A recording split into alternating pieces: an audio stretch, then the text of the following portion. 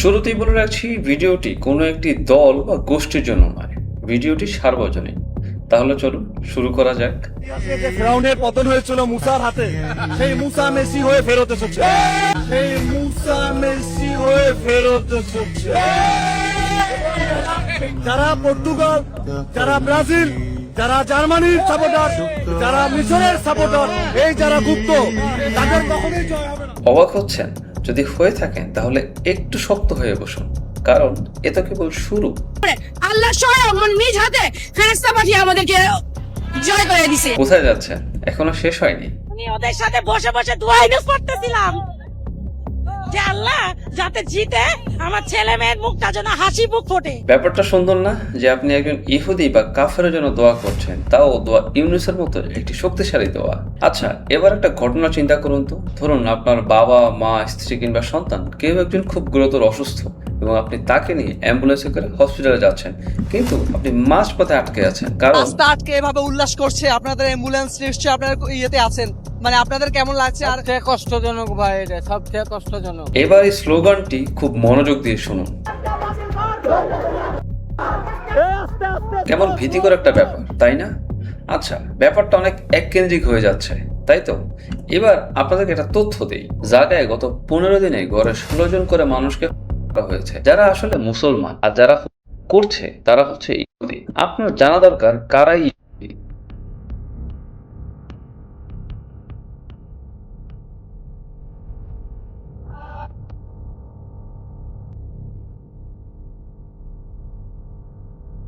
এবার ঠান্ডা মাথায় আরো একটি ভিডিও দেখুন। এবার আপনাকে একটা প্রশ্ন করি, কখনো নিজের জন্য এভাবে কেঁদেছেন?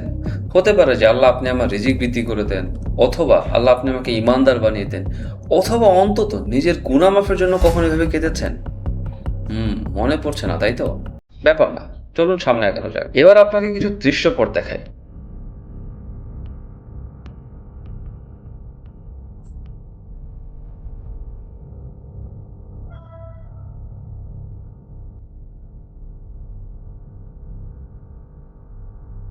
বিরানব্বই শতাংশ মুসলমানদের দেশে মুসলিম নারীরা অর্থ হয়ে নর্তকীর মতো নেচে যাচ্ছে খুশি করতে। অর্থনগ্ন থেকে মনে করলো, আমি চাই এই কাজটি উনি যখন করবেন আর কোনো পুরুষ উপস্থিত না থাকলে অন্তত 3 জন পুরুষ যেন উপস্থিত নিশ্চিত থাকে, তার বাবা, তার ভাই এবং তার স্বামী। যাই হোক, এবার কিছু নিউজের কাটপিস দেখা যাক। চিন্তা করে দেখুন, একটি দল সাপোর্ট করায় তার স্ত্রী এবং তার 2 মেয়ের গায়ে হাত তোলা হয়। এখানে প্রশ্ন হলো, যাদের জন্য বা যে দেশের জন্য জীবন এরা দিয়েছে, এতে কি তাদের কিছু আসবে যাবে, নাকি কেবল এর মাসুল গুনতে হবে এই 12টি পরিবারের মানুষজনকে? যাই হোক, এটা তো শুধুমাত্রই খেলা। একটু নড়ে চড়ে বসুন, কারণ এবার যা দেখবেন তা হচ্ছে সর্বোচ্চ এবং চূড়ান্ত সীমার বাইরের ঘটনা।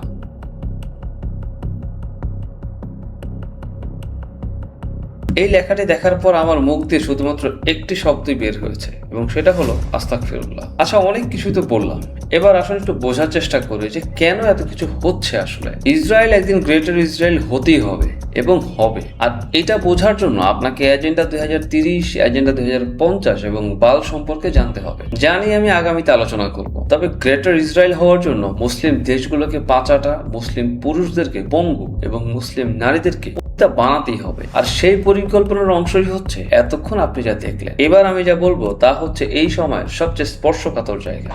খেলার সাথে ধর্মের সম্পর্ক কি? সত্যি বলতে এর উত্তর আমি দিব না, এবং এর উত্তর দিতে আমি বাধ্যও না। তবে আমি 3টি প্রশ্ন রাখবো।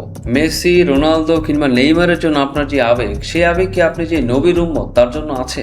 ফিফা কিংবা ক্রিকেট, এই খেলাগুলো কি গেমলিং মুক্ত? আপনি কি সিম্বলটিকে চিনেন? যদি চিনে থাকেন, তাহলে ফিফার মতো একটি সার্বজনীন খেলায় এই সাইনের কাজ কি? আশা করি এই প্রশ্নের উত্তরগুলো আপনারা আমাকে কমেন্ট বক্সে দিয়ে যাবেন।